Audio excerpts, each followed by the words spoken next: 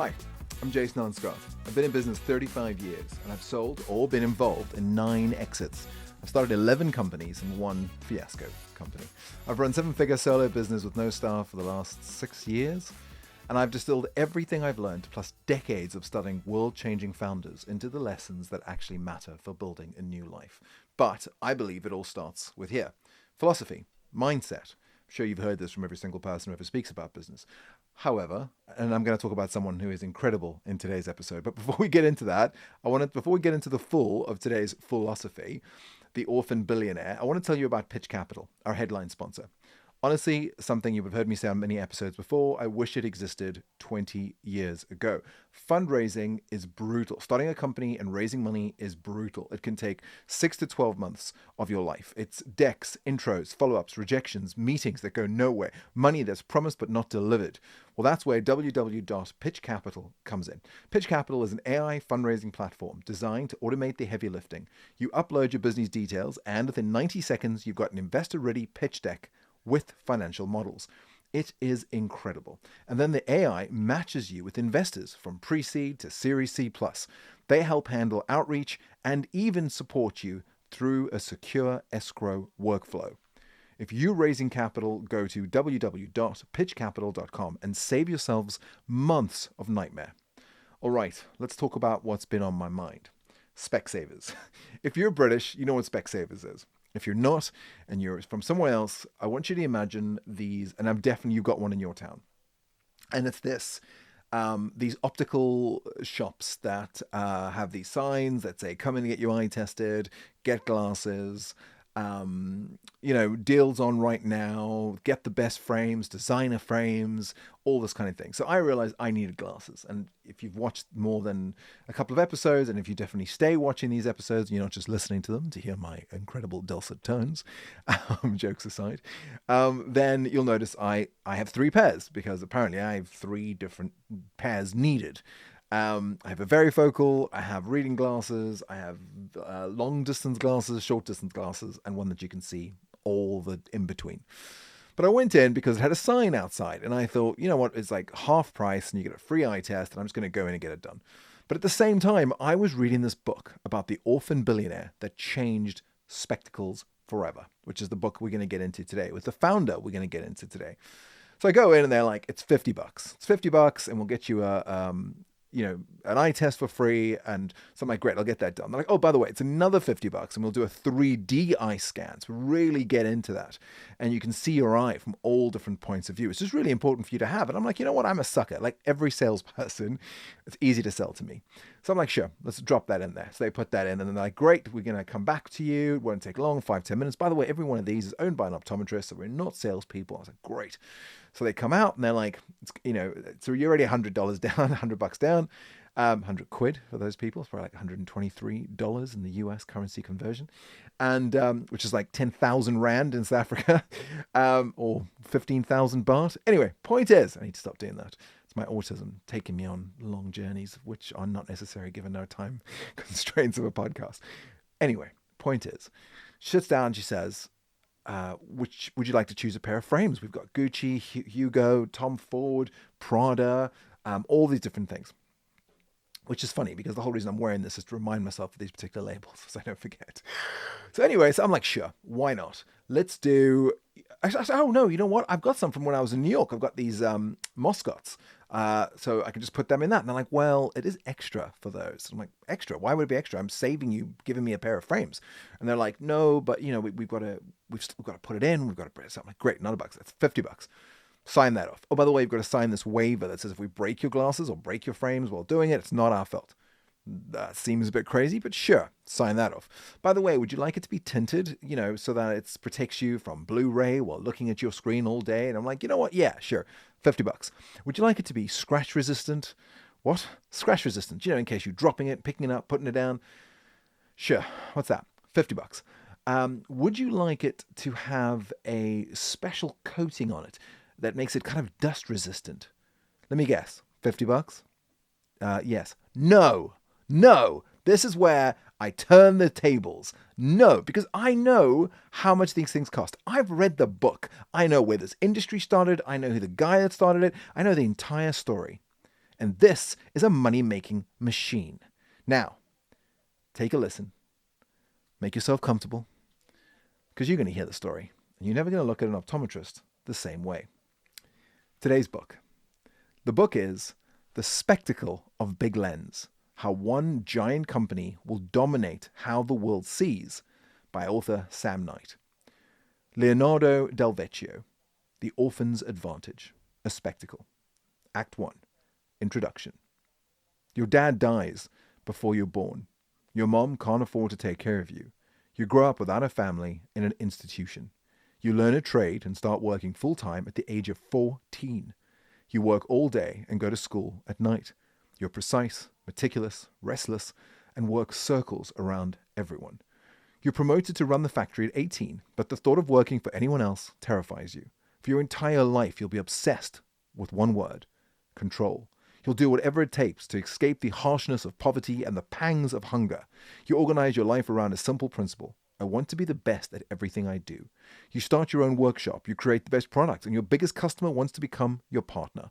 They underestimate you and they abuse you, and you destroy all of them. You take all of their customers, and you're not satisfied with ever being a subcontractor. You want everything. You make your own glasses, you buy your own distributor, you list your own company on the New York Stock Exchange, and you complete a hostile takeover of much larger companies. In fact, you buy the entire retail chains and control everything about your product, from the raw materials, the relationships with the customers. Your competitors call you the Hawk because you circle, wait, and strike. You work 20 hours a day and fuse yourself with the factory. You get married 4 times to 3 different women and have 6 beautiful children. You don't look back. You don't rest on your laurels, and you don't go to sleep on your wins. You make something great, and then you do it again and again, and your biggest deal comes at 60 years into your career. Nothing will stop you but death. This is the story of Leonardo Del Vecchio. Del Vecchio, just double checking my mic. The global eyewear empire. Leonardo Del Vecchio is the patron, the legend, the haunting spirit of the global eyewear business. He is the Citizen Kane, but also its Captain Ahab. His father dies before he's born, his mother was poor, and he was raised in an orphanage. He went to work at a metal engraver at the young old age of 14. At 25, Del Vecchio opened a workshop in a tiny village in the Dolomite Mountains that was giving away free land to companies that were willing to move there. Del Vecchio builds a factory to make parts for eyeglasses. He has a young family. He builds a house next door to the factory so he can start his day at 3 a.m. Over the next half-century, Del Vecchio will grow his company. His company name? Luxottica. He will grow this company into the world's greatest maker of glasses in an industry that was traditionally fragmented and small-scale. The totality of Del Vecchio's ambition takes his rivals by surprise. And this will remind you of another great European founder, Bernard Arnault. And there's a lot of things that Del Vecchio is going to do throughout his career that are very Arnault-like. And we will do an episode in this season, season 1, about Arnault, who I think last year, 2025, was the richest man in the world. And you'll find out why in that episode. So make sure to subscribe, set the notifications so you don't miss a single episode and it just falls into your phone. Or if you're on YouTube, make sure I don't know, you know what to do. You've watched YouTube before. Anyway, Del Vecchio. He seeks control over every element of the business, from the metal alloys of the hinges to the stores where eyewear is sold. In a series of audacious takeovers, Del Vecchio acquires brands such as Ray-Ban and Oakley and Persol and signs contracts with fashion houses such as Armani, Ralph Lauren, and Chanel. Now, I want you to think about that. Next time you're in a store, right, a sun hut at an airport or a optometrist in LA, and they're trying to sell you on, would you like Ray-Ban? Would you like Oakley? Would you like Tom Ford? Would you like Persol? Would you like whatever, Chanel, Armani, etc., etc.? It's one guy. It's one company. It's one factory. They're just changing the name on the side. It shouldn't charge you more based on a name. That's like, I don't know what that's like, but that's ridiculous. And remember that next time you're buying glasses. It's all from the same thing. Del Vecchio builds factories in China, acquires vision insurers in the US, and retail chains on 4 continents. Del Vecchio is Italy's highest individual taxpayer and the country's second richest man. A few years ago, people thought his career had run its course, but at the ripe old age of 81, Del Vecchio announced the greatest deal of his life, in which he also secured the final missing part of everything. His frames, the lenses. Everything is now sorted when Luxottica agrees to merge with Essilor, Essilor. Del Vecchio is referred to as simply El Presidente. In the optical world, conversations turn from the personal charisma to the menace that is Del Vecchio. He's the godfather, said Dean Butler, who founded LensCrafters, that's like Specsavers, but in the US, in 1983. Del Vecchio bought LensCrafters in 1995. The godfather is the guy.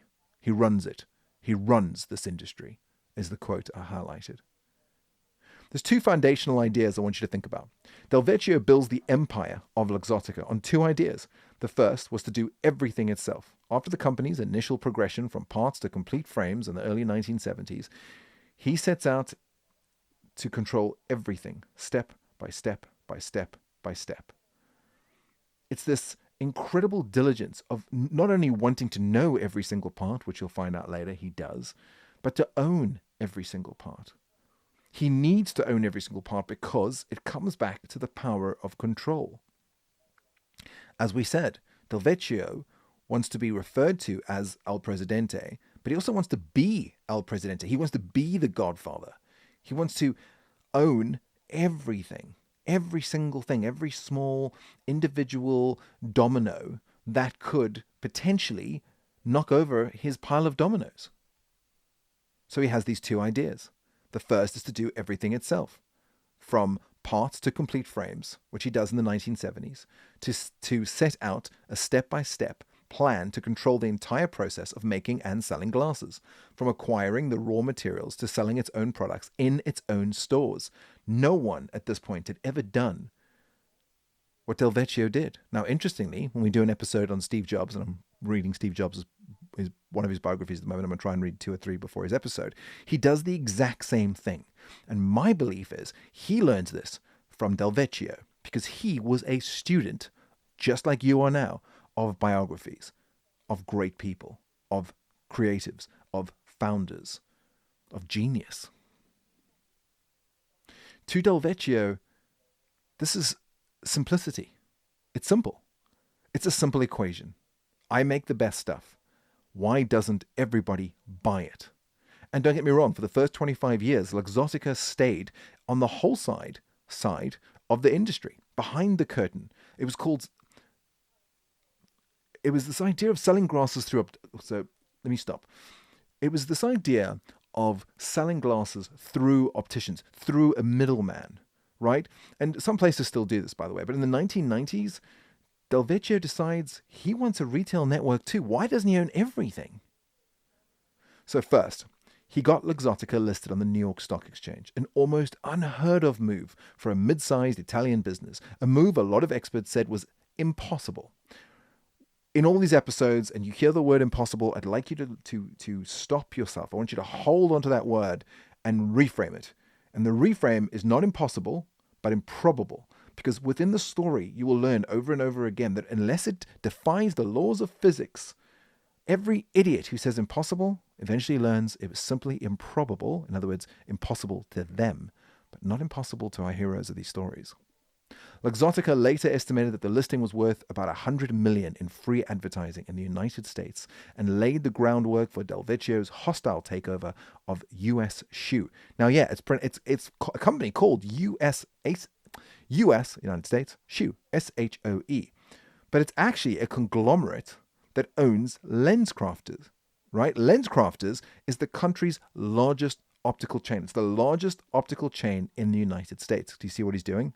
On paper, the deal seemed outlandish. US Shoe was 5 times larger than Luxottica, and its board did not want to sell.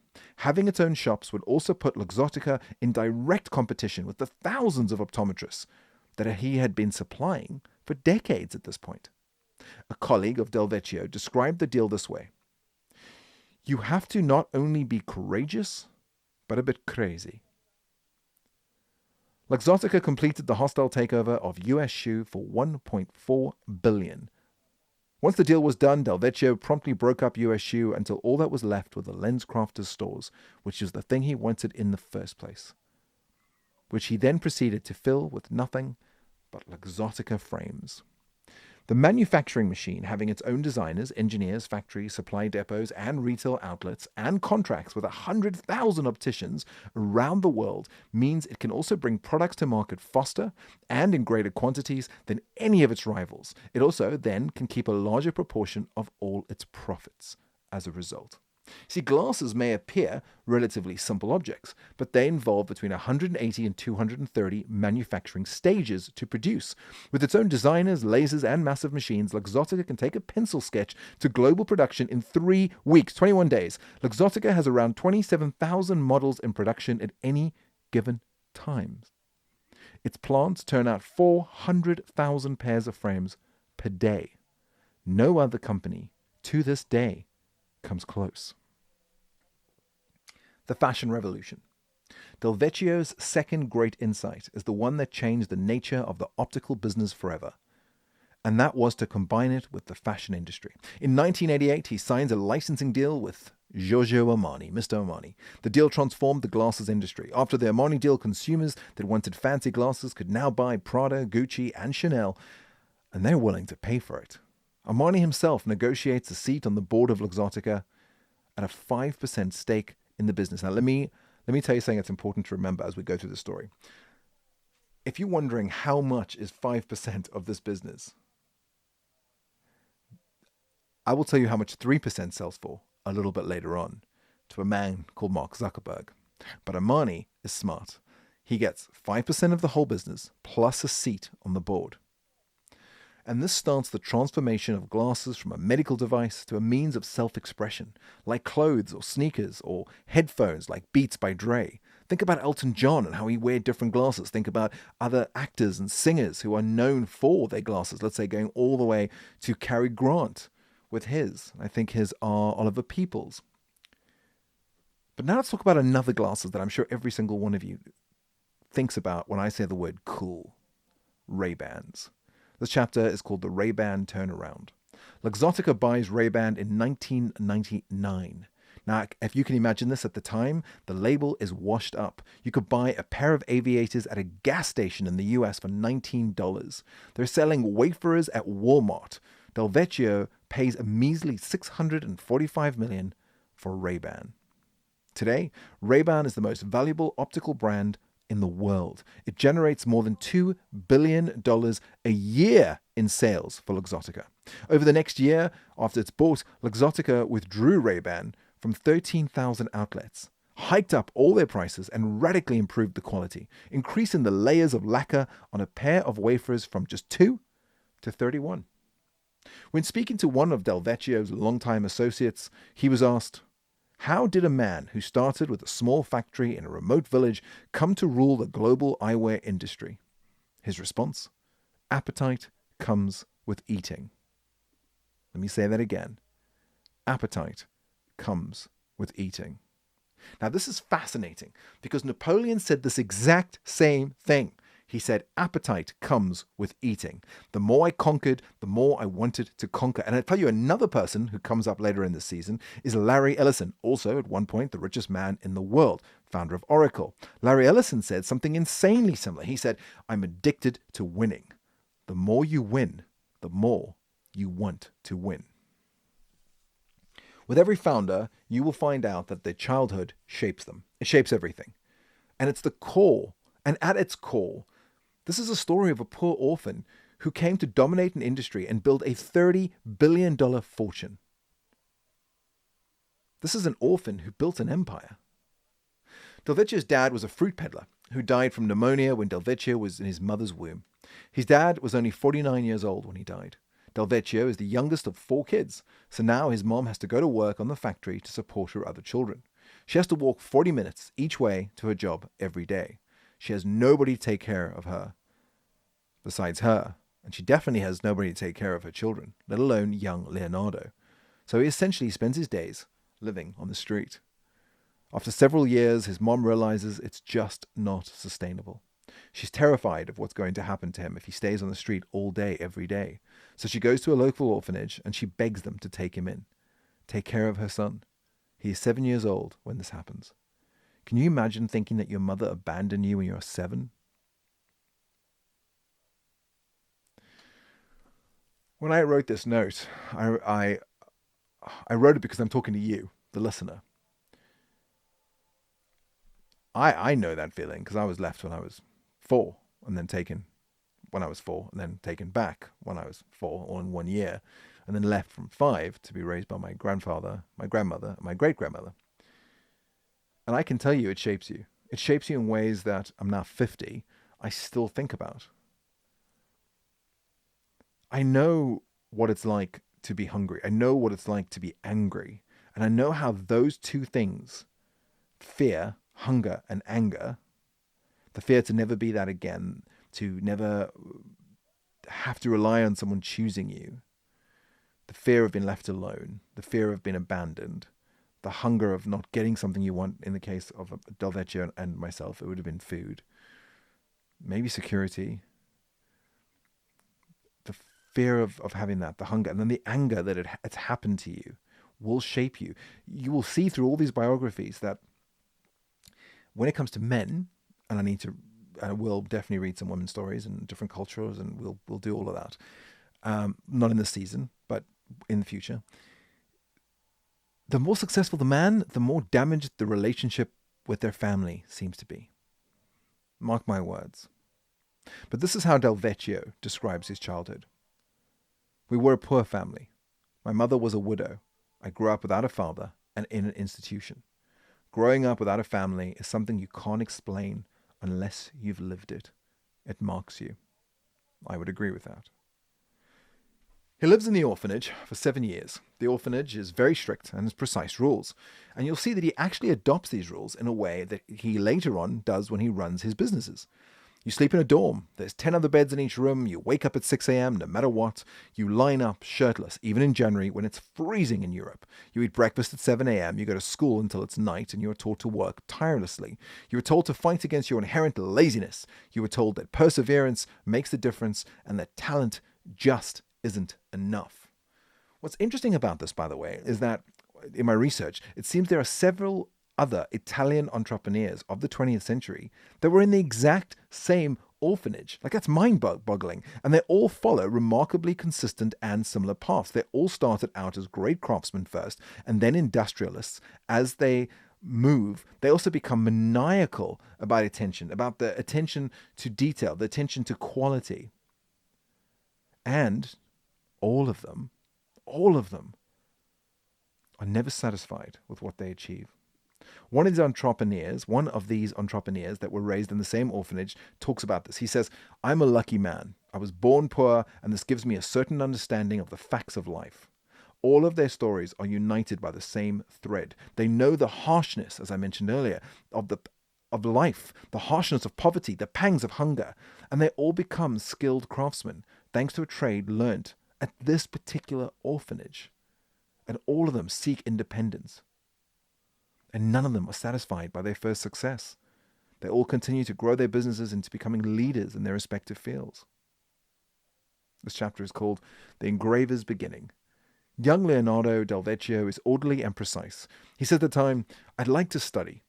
And the trade that he learns in the orphanage is engraving, which he doesn't know at the time is going to lead to a career in glasses. So he finds a master ready to take him in as an apprentice at the metal factory. He is 14 when he leaves the orphanage and starts working full-time, and really more than full-time. He's working all the time. And from this point, for the rest of his life, he has a singular obsession: to be the best. The way he thinks about it is if he is the best at what he does, he will never again be forced to suffer the hardships of his childhood. He will never again be poor. He will never again be forced to rely on anyone other than himself. Again, I chose the story because it resonates with me. You'll find that every narrator is selfish because they want to tell a story that they understand. And I am no different. I have a mantra: never be a boss, never have a boss. I start businesses so that I can control my destiny. I try and be the best in every single thing I start. I do these things for the exact same reason as the people that I get to read about. And I try and learn the lessons that they have made wrong so I don't have to repeat them, and copy the things they did right in the hopes that I can get that part right. Del Vecchio. The company he works there during the day, and the company sends him to school at night. They're a good company in the beginning. So he's taking drawing and engraving classes at night. He's learning to draw is essential to being a great engraver. And this is important because his engraving first puts him in contact with the very eyeglasses frames that will change his life. He's handed a pair of aluminium eyeglasses frames. Can I just say it? Glass frames? No. Anyway, eyeglasses frames. And he's asked to engrave decorations on the temples, the little sides of the glasses. And this is the first time that a young Leonardo Del Vecchio will handle the object that eventually changes his life. He quickly understands that he's good. He's very good. He's very precise. He's meticulous, in fact, and he's restless almost immediately. He wants to start his own business as soon as he can. This reminds me of Anthony Robbins, also known as Tony Robbins, who halfway through an NLP weekend course runs to a cafe and immediately starts thinking about how he can start a business, being a life coach. And in fact invents this entire category. And maybe there's a book on that coming soon. But let's get back to Del Vecchio. He doesn't like to rely on other people. He refuses. There's a line in the book that says Del Vecchio cannot be controlled. He refuses to let other people have command over him. That's what it said. And I feel like this resonates again with me because of my never be a boss, never have a boss. And I think Del Vecchio is a great example of the wisdom that Charlie Munger talks about. Charlie Munger once said, "It really helps. Don't read business books. Read the biographies because it helps to tie the ideas of the personality that developed them." In other words, he's saying, look at the person, then look at the product. If you understand the person, it'll make more sense. The product will make more sense. If you grew up like Del Vecchio, if you experienced what he experienced, of course, all of this makes sense. Like if you look at his entire 60-year career, it's just him gaining more and more and more control over what he's doing. It's this relentless, methodical march for deeper and deeper vertical integration. What does that mean? It means it is this long, hard, boring slog to own more and more of everything from the start of what you do to where it ends up with, to who it ends up with, that you control every single piece. And he sees this at 14. The drive to excellence. As the Bostonians would say, he's wicked smart. He understands two important things about himself from an early age. One, doing one's job well, whatever it may be, you have to be the best. Being the best is non-negotiable. And the second thing he realizes that he's got a lot more drive and passion than anyone around him. He said, "I've always thought of myself as privileged for the passion I had inside and for my enormous desire to do." I think it was an American president that said most people don't work because work is dressed in overalls. As a kid, I didn't understand what that means. I grew up in Cape Town, South Africa. I didn't think I even knew what overalls were. I went to my grandfather. My grandfather told me to go to the library. I looked up what overalls was. And I still didn't understand. I asked my librarian, and my librarian said, it's a work clothes. It's very popular in the 1950s and 40s and 30s. That's what these guys wore. And then I was like, but why would it be? I don't understand. And she said to me, because people don't want to think the secret of success is just work. That's all it is. It's just work. By the time he's 18 years old, he's promoted to run the factory. He's now the head of the factory. And he loves this. And he keeps this position. And he winds up getting married and having kids pretty early on. And he's making enough money. He's doing really well. He's running the factory. He's in his late teens, early 20s. And he could have just stayed in that position. He would never have been poor. But there was no way that he was ever going to stay working for anyone else. Starting his first company. So this is when he starts his first company. He decides to open his first workshop in a tiny spot that he calls the Hole. By day, he's working. By night, he's working. He's working in the shop and he's working at the factory. He works for himself, and Del Vecchio begins to produce molds for various industries. He starts out as a subcontractor and is a strictly family-run business. It's Del Vecchio, it's his wife, and it's his brother, helping him out in every single step that he does. And he doesn't quit his job right away because he needs a fixed salary as a guarantee for the loans required to start the business. Major lesson here. You can start a side hustle while you have your normal job until your side hustle makes more money than your normal job. Then you quit your normal job and move straight into your side hustle, and your side hustle becomes your only thing. And that's all you do. You never again try a side hustle until you're in 10 million and over category, in which case you can find mini yous who can take over the thing that you're doing, and you can go and put your money to work, right? While you have people who do the work. But in the beginning, from 0 to 10 million, have a normal job that secures you the things that you need to secure to feel safe, to try a side job. That is what the whole 4-hour work week was about, even though people get lost because they only read the title in the end. But this is how he's going to transition from artisan to industrialist. He's very much only a craftsman at this point. And the one thing I loved about reading all these biographies is there's always these examples that anybody that creates something great. And the way I think about this is how bad do you want it? Like, how bad do you actually want this to happen? Prove it. He's working 20 hours a day. And one of the things that helps push him to work way harder than anybody else, and there's a line in the book where he says, he never stops because he just knows he's that damn good. He understands the key to success is in his pocket. This is what he says. He says, I realized I was good because when I delivered my finished work, I immediately got new orders and I never had to make changes. Even though I was young, I realized that I had something more than my competitors. This reminds me, I used to have a podcast company which I sold on acquired.com. Shout out to acquired.com. Maybe a future sponsor.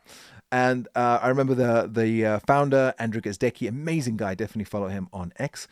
I think he's something like, why did you sell? No, he said, how did you sell so fast?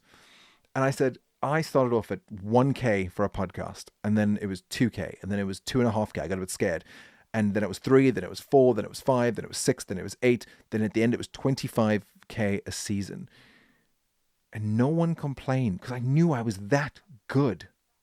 I only sold because I realized that my competitors, I didn't have a moat. People could copy exactly what I did and just use currency arbitrage. In other words, they could do exactly what I did in a third world country with people that can get paid less because of the currency conversion from dollars or pounds to royals or whatever, like rands or baht or whatever it is, rubies. Is that a thing? Rubles? And I was like, eventually I'll just get taken out. But I think there's something about being good and knowing you're good and having proof that you're good. And the proof is people keep buying, that you can keep raising your prices and no one says anything. And he knew this. He had something more than his competitors. He said it in his own words. And I think that's one of the most important lines in this entire book. If you think about this, he's in this point of his life where he just realizes. In fact, it reminds me of another story of Larry Bird, the basketball player. Larry Bird went to a tiny college. He went to a small school, and people didn't think he'd ever make the NBA. And so Larry's one day talking about this in his career. At this point, by the way, he's won multiple championships, and he's had a Hall of Fame career. And he says, it took me 3 days. It took me 3 days of rookie camp, and I found out. This league is nothing. I can play in this league, and I will dominate in this league. Imagine saying that. The reason I bring this up is because you're going to see Del Vecchio throughout his entire career do this exact same thing. He cannot understand why his competitors don't have the ambition that he has, how they are satisfied with the small stakes. And he repeats this over and over again. Don't work as hard as he does. Nobody works as hard as he does. His competitors cannot work as hard as he does. They are incapable of making the same quality of product that he does. The birth of Luxottica. As soon as he can, in fact, it's just a year that he's doing both jobs, but after a year, he resigns from his day job and devotes himself full-time to building his business. Remember that lesson early on? If not, rewind. He's 23 years old. And from this point, at 23, until he dies, and I think he dies at 87, he follows one categorical imperative. I cannot tell you how excited I was to say those two words. I sound really smart when I say that word. Categorical imperative. One big thing. Excellence. In his own words, he says, if you want to stay in the market, you must always seek perfection. And it's not perfection as a disease, not as an abstract ideal to refer to, but perfection as fact. He has several great and important ideas. Number one, numero uno, he realizes there is less competent competition in the eyeglass sector, and so he's going to focus on that industry completely. I love this. He realizes there is no competent competition. He's not saying there's no competition. He's saying they're not competent. They're not as good as he is. And what does he do? He focuses. Focus, F-O-C-U-S, follow one course until successful. He starts out as a subcontractor. This is what his first business is producing. What is subcontracting, by the way? It's his first business is producing molds and smaller parts for eyeglasses. Remember we mentioned how many parts are in eyeglasses. It's pretty mad. 2, he also realizes that his sector is the most profitable. I tell this to everyone. Don't chase the revenue, chase the profit. If you find a small part of your business that's the most profitable, do more of that. So for me, if I use the media company, for example, that we talked about earlier, a podcast company, the profitable part was teaching people how to make money out of a podcast, not how to do the production of a podcast. That could be, quickly go to zero, as could cutting it up into clips, or technology would do that. But the making money, the fact that I knew 36 ways to make money from a podcast, a lot of them I do on this show, that's the part I could focus on, because if I can show you how to make 50 grand, you're going to be happy to pay me 25. And he says, among the small metal parts that he was making, that those small parts of the glasses gave the most profit. So this is an amazing thing for him. This is the second thing he learns. The third is he realizes to his customers that quality is more important than price. And you have to remember this idea. He's going to use this idea every single time he can for the next 60 years. When my clients were ordering new molds of eyeglass temples, they were not so much interested in the product's price as in the quality and in the fact that the molds were made to perfection. So this reminds me of a story that I heard about Ed Sheeran. Ed Sheeran was talking about how he bought these pair of sunglasses in Japan, and how one day he just came home and they were there, and he'd forgotten that he'd ordered them 5 years previous. 5 years! That's how long he was willing to wait for these particular glasses. Because it was worth it, because these molds were made to perfection. And this reminded me of Del Vecchio. And the book describes this turning point in his life.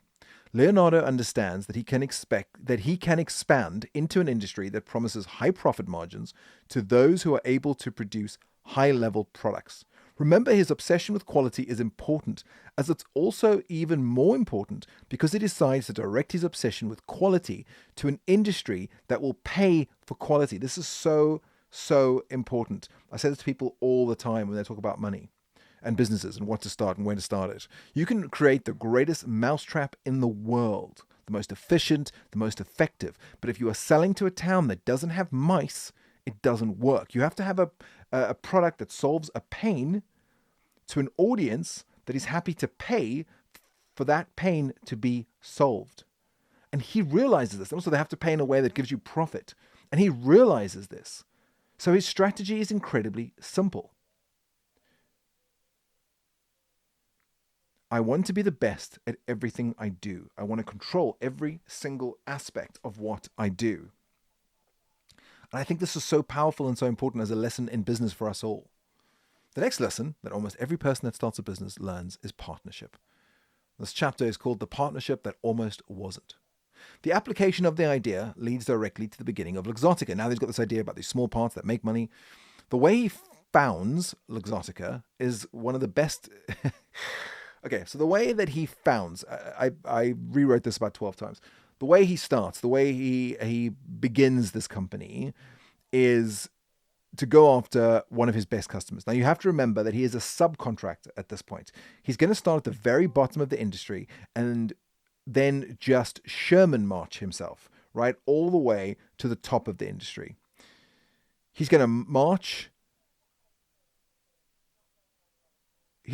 with such precision, such determination, that the only option for him to do really is to dominate. And he does dominate. He dominates for the next 50 years. And one of his best customers wants to become his partner. So right now, they are two wildly successful entrepreneurs. And they own a company called Metal Flex. They have more demand than they can fill, and they want to start a new factory. So they propose partnering with Del Vecchio to run that new factory. He will be a minority shareholder, and they'll have him run it. And he's worried about being a minority shareholder. He said this would castrate his ambitions. For those who don't know, the word castrate means to cut off thy testicles, to take away your manhood. It doesn't really, it just means testicles. But anyway, but he is worried. He's worried that this will stop him from everything that he wants. And remember, this man is obsessed with control. Maintaining control is important to him. It's the most important to him. And he'll never, ever compromise on that. Again, you'll see this with all the people that we do biographies on. And even though he's very young at this point in the story, by the way, he has a very clear idea about his future. So he forms a limited partnership, and he is the general partner, so he can maintain control of the factory. In fact, he insists on operational control, despite not being the majority owner of the company. He sets up the factory in this town of Ogardo because the mayor at the time is giving away free land for any companies that will come there and start companies so they can create jobs. It used to be this little mining town. Once the mine was closed, the population dwindled, and so the mayor actually did something smart. He's like, hey, you can have the land. Just come here, build factories, build businesses, and hire the people that are living in this town. This is such an important, incredible thing for the mayor. Congratulations. Now, the degree to which Del Vecchio will thoroughly dominate this village and really anybody in his life and his entire industry is going to be to turn this village into the population of Luxottica. In fact, it is known as Luxottica Town. At one point, there's like 4,000 residents in the village, and there's 4,500 people working at the factory. So let's go back. He's 26 years old. And again, the book makes this point several times. Again, he is working for someone else. But this is the start of his empire. He just didn't know it at the time. He never did. He sees an opportunity for growth and he pursues it. His entire career is one step at a time with a clear and simple idea to be the best. And if you want to be the best at what you do, then growth is necessary. Del Vecchio's relationships with his partners are going to remind you a lot of Rockefeller. So, the Metalflex owners, what they thought is this: oh, we found a way to extend our business, to expand it. But what they didn't see is that they created a threat. Before setting up the factory, they say, come work at Metalflex HQ, so you can actually learn how to build these businesses, how to create something great. So they had him do everything, from delivering parcels to customers at the post office to receiving sales and purchasing documents, months and months of apprenticeships.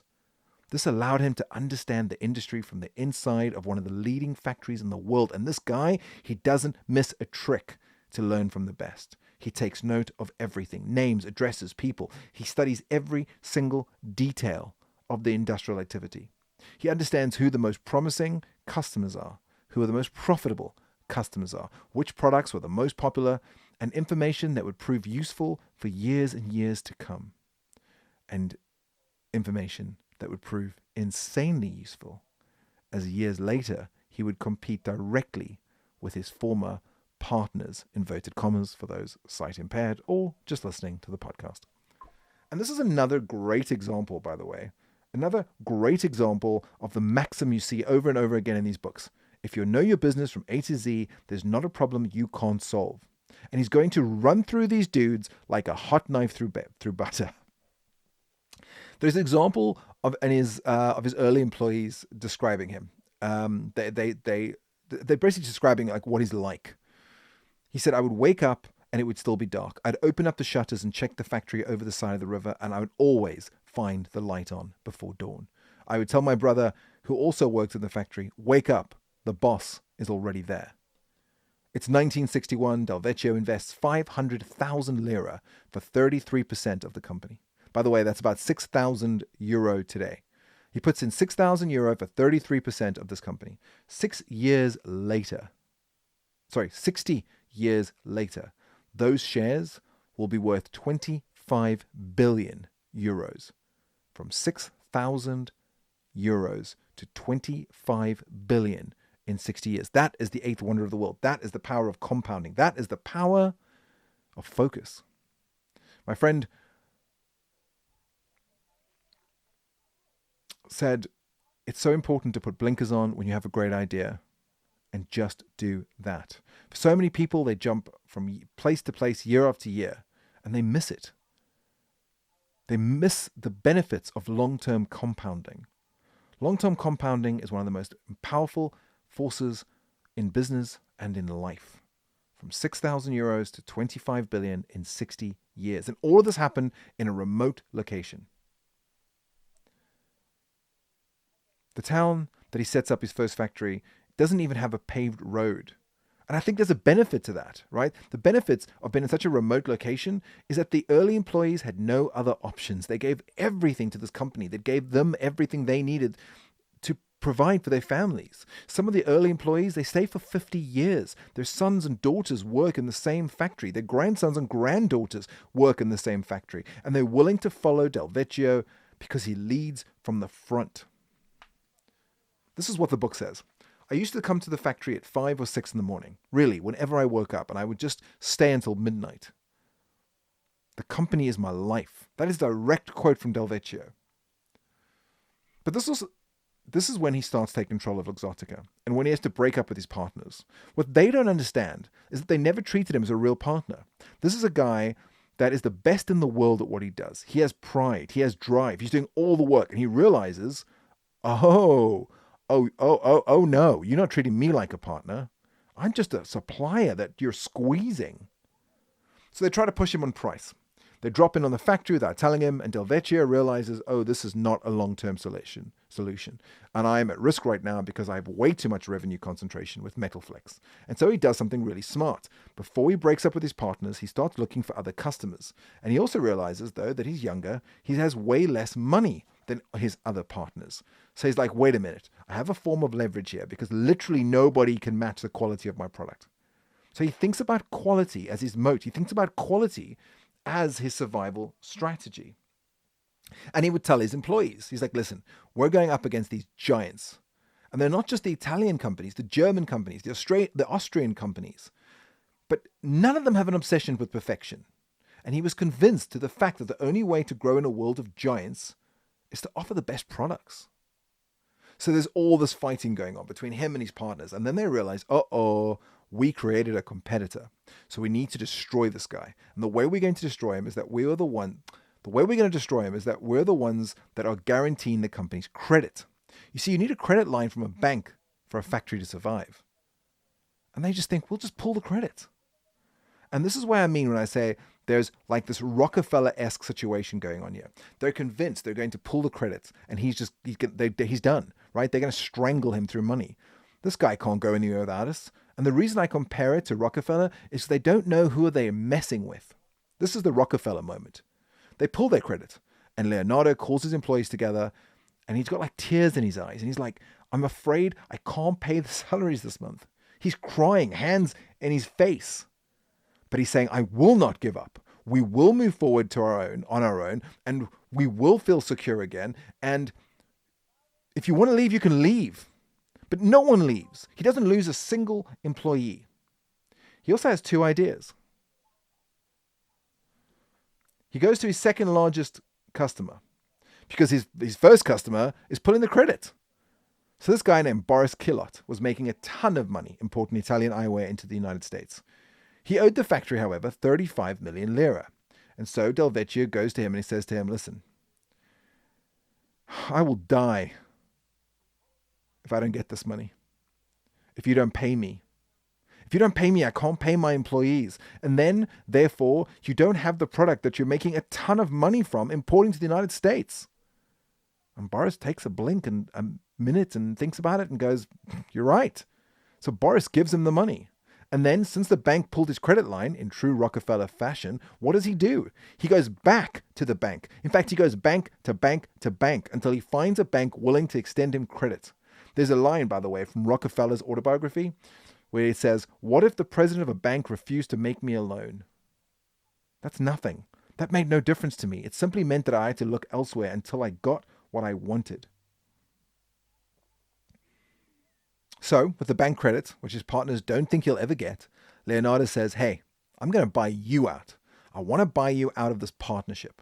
He offers them 45 million lira each for a stake that less than 10 years ago was worth only $500,000. So they all put in $500,000 each, and less than 10 years later, they get 45 million lira. I mean, it's incredible. They think they've won. And it's amazing how dismissive of him these partners were. They didn't believe he actually had the money. So when they set the date for closing, like get the money on this date or don't bother, they didn't even bother to show up because they didn't think it's real. And eventually he buys them out. And he says it's one of the greatest days of his life. He now answers to no one. The book says he was literally bursting with joy, having achieved a goal that was fundamental to him. This is like any entrepreneur that finally makes $100,000 cash with no debt. The feeling is one of the greatest feelings in the world, and it changes your life. I hope every single person listening to this gets to experience that feeling.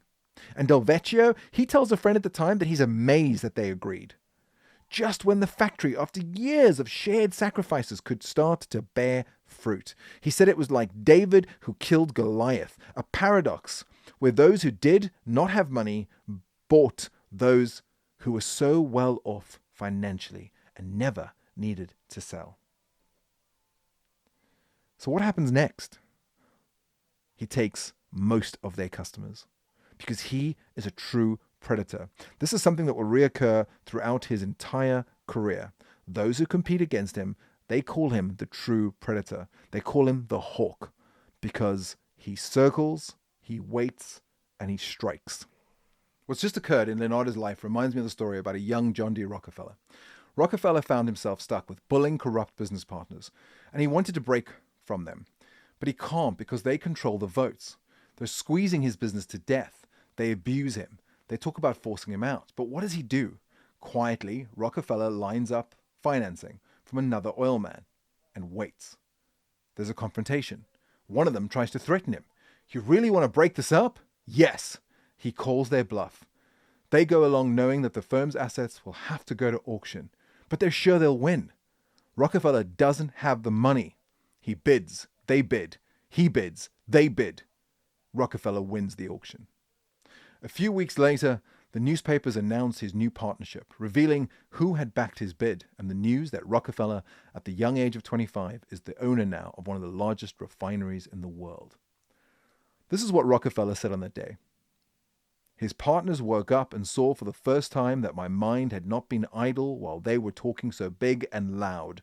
They were shocked. They'd seen their empire dismantled and taken from them by the young man they had dismissed. Rockefeller had wanted it more. You could take the name Rockefeller and put in Del Vecchio, and the story is almost exactly the same. Vertical integration, the obsession with perfection. 60 years later, Del Vecchio's business is thriving, so much so that Mark Zuckerberg pays $3.5 billion for 3% of it, and Metalflex no longer exists. Isn't this incredible? Remember I said to you, Giorgio Armani, he got 5%. I think that's more than $3 billion of how much he got for his name on the side of glasses, plus a board seat. Zuckerberg didn't even get a board seat. And from here on in, and the rest of his career, it's just step by step, vertical integration. He's obsessed with controlling everything. He is not satisfied with a slice of the market. He wants everything. And he has a bunch of very simple ideas that he builds his career on. The way I think about what's happening in his life, he's like, number one, I'm better than anyone. I know the product is better. And two, I want control. I want to eliminate intermediaries everywhere. I want to get rid of the middlemen everywhere I find them. And this takes decades and decades. It's not something that happens overnight, but he does it. And three, the logical next step is I should build my own glasses. And this is what he says. He says, I produce the semi-finished goods necessary to make the glasses. Why do I give this advantage to the final assembler? I can do everything in-house. Why should I allow others to benefit from my expertise? The answer is self-evident. We must manufacture a finished product. And Del Vecchio has this great mindset early. He sees where he's vulnerable, and he's like, well, if I just analyze my company, honestly, if I can just see my vulnerability, if I was one on the outside, this is what I would do. We've all got this in us, right? We all know the best advice to give our friends. We just don't give it to ourselves. There's a great quote that says, if you were watching your own movie, what's the part that you would scream at, like that Leonardo DiCaprio meme? That. Don't do that. Don't date that person. Don't take that job. Go for the other thing. Go get that money. He sees that for himself, Del Vecchio. It's incredible. And so it says for him, the answer is company growth. And his company growth is a natural consequence of the choices of creative destruction. He has to get rid of the things that stop him. Every business is only going to grow until it's bottleneck. And he knows this. Companies are obligated to continuously develop, is what Del Vecchio says. Whoever stops is lost. They risk being crushed by the competition and overtaken by dynamic entrepreneurs. This next chapter I call the extreme work philosophy. And I think it's obvious up until this point that this guy is extreme. He says it is forbidden to get distracted, to rest on one's laurels, to be complacent, to enjoy success and personal achievement. By the way, I'm against this. I'm like, you should not say, I will be happy when. That's like making a contract to be unhappy until something happens. Be happy. Just be happy. Enjoy the success of the fact that you do not have Ebola or something terrible disease, that your family is alive, that you are alive, that the people you love are alive, that the world has people who are living and loving and mattering every single day. This is where Del Vecchio and I have lost all things in common. But I want you to think about what he says. He says it's forbidden to enjoy success and personal achievement.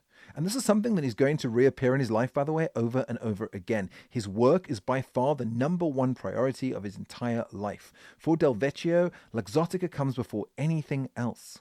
He always puts the company before everything else, even his own family. I mentioned it earlier. He gets married 4 times. He has 6 kids. He divorces his second wife after 3 years and he gets married again, has more kids, divorces her too, then remarries his second wife again, 10 years after they got divorced. There is a 47-year age gap between his oldest child and his youngest.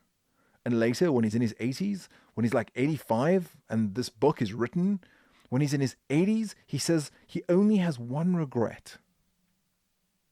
And that's not spending more time with his kids when they were young. This is a billionaire. And he's probably regretting something that you, who's probably not a billionaire, get to do all the time while you chase all the riches that he earned. When you have the most important rich, if you have a child or a loved one, right there, right now, with you, hopefully listening to this episode. But I don't believe him. And the reason I say that is he's so driven because he wants to be the best in the world. He wants what he wants to do. The doing is the thing. But he's also driven by fear. And I don't think that fear ever goes away. A fear that somebody else is going to come and take it all away from him. Somebody better. Somebody better is going to come and take what he gave his life for away from him. But let's get back to the story. Where he's just like, okay, I'm going to eliminate intermediaries, middlemen, anywhere I find them. I think I can build my own glasses. Everybody tells him, you can't build your own glasses. Just stay a subcontractor. Just keep giving it to these other guys. And this is when he develops some prototypes for his own glasses. He travels from this little town back to Milan. Milan is having this huge fair.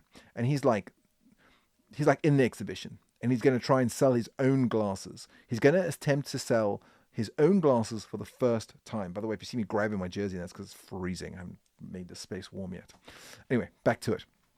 And if you're listening, you wouldn't have seen me do that, and I would have just wasted some of your time. I apologize. Okay. Something he doesn't know yet, but he's actually doing this at the perfect time because there is this wave starting that he's going to surf for decades. There is an eyewear boom. Act 2. If you listen to this podcast, you know I have this thing called the red string theory. Everything is connected. So this is Act 2, the red string. What we heard from Leonardo Del Vecchio's story echoes a pattern we see again and again in the biographies and autobiographies of history's greatest builders.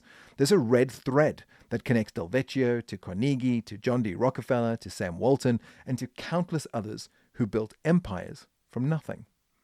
And it's a red string I call the orphan's advantage. You see, Del Vecchio himself said it best. Growing up without a family is something you can't explain unless you've lived it. It marks you. But here's the thing.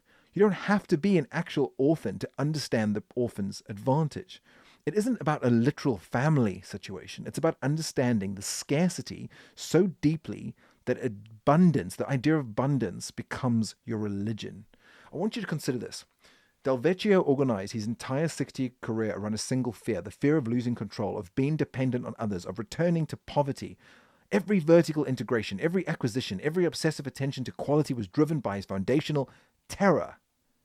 He wasn't building a business, he was building a fortress against his childhood.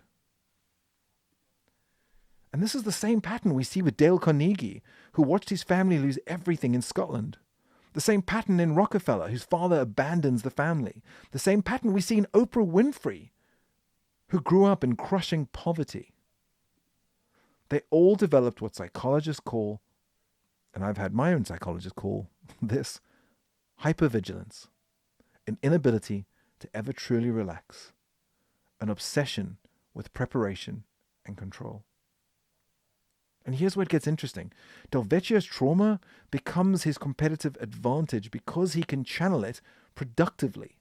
While his competitors were satisfied with enough, inverted commas, and that one is for you, Alicia Shiro, Del Vecchio could never have enough control, never have enough quality, never have enough market share. While they took vacations by the sea, he was installing new machinery at 3 a.m.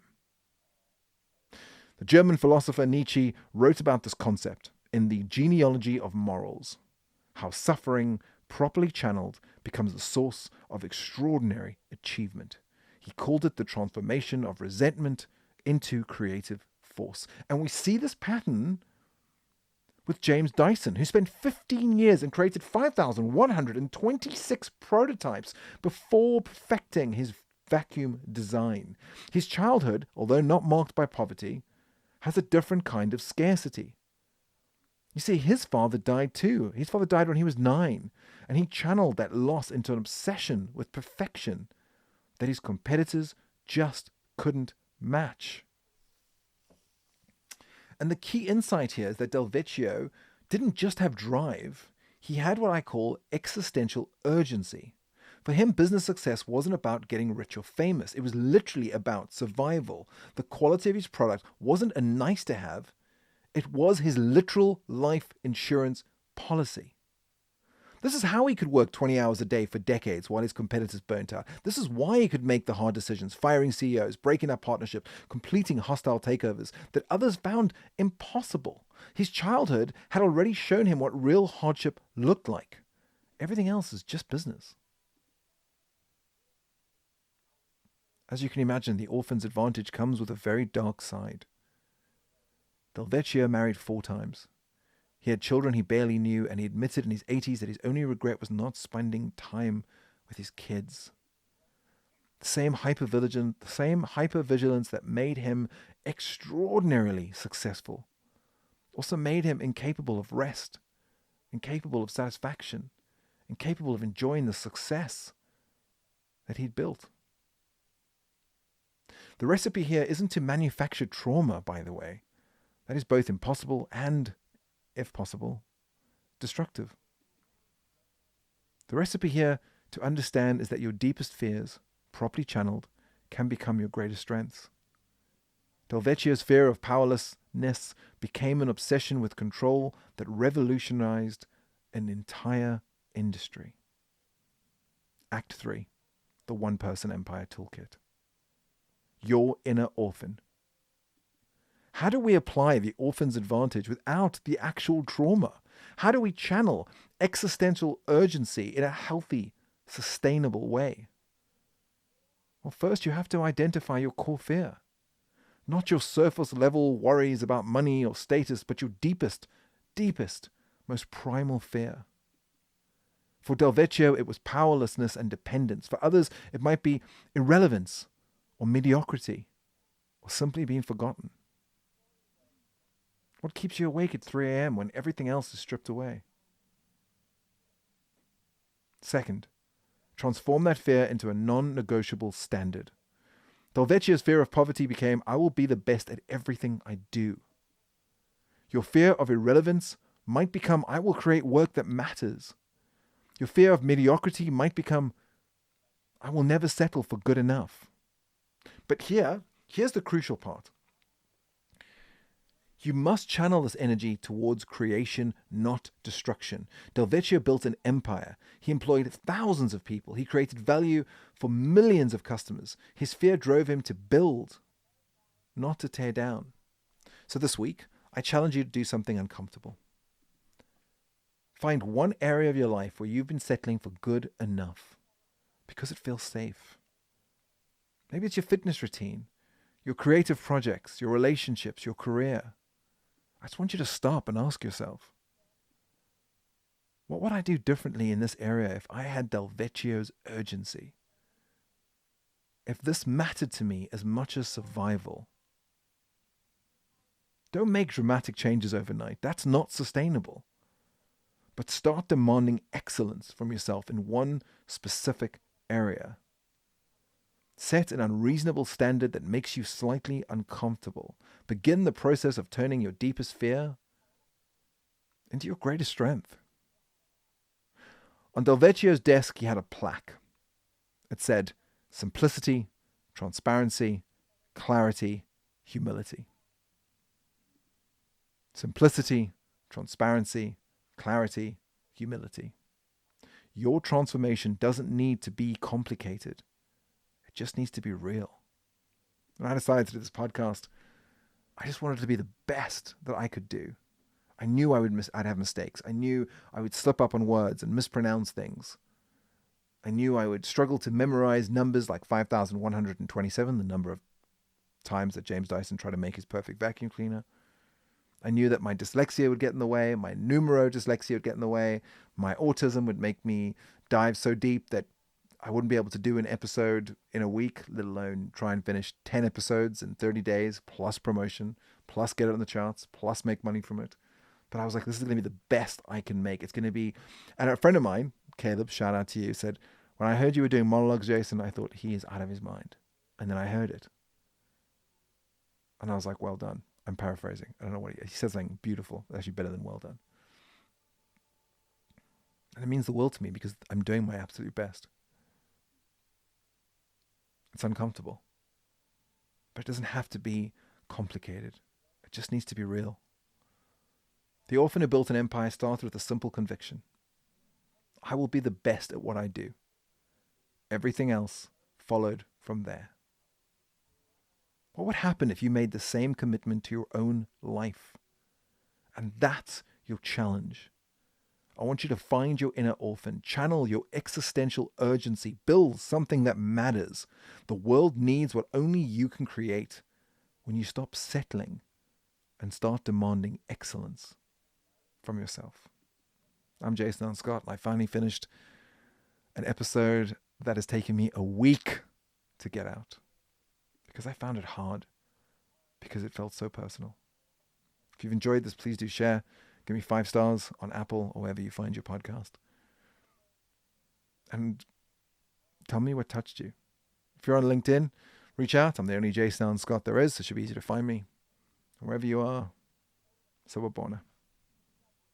I see you.